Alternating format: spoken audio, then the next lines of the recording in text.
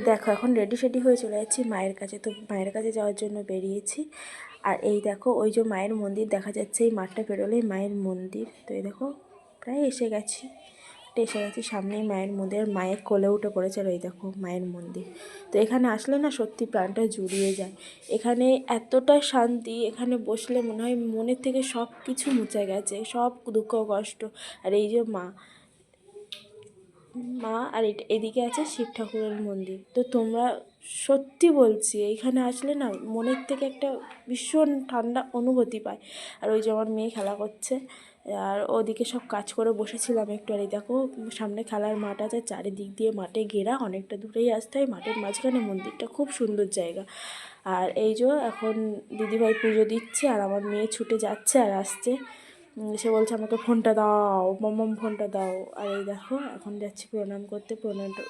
প্রণাম করে দিদিভাই আমাদের একটু মায়ের পায়ের ফুল ধুলো আমাদের কপালে ঠেকিয়ে দিল।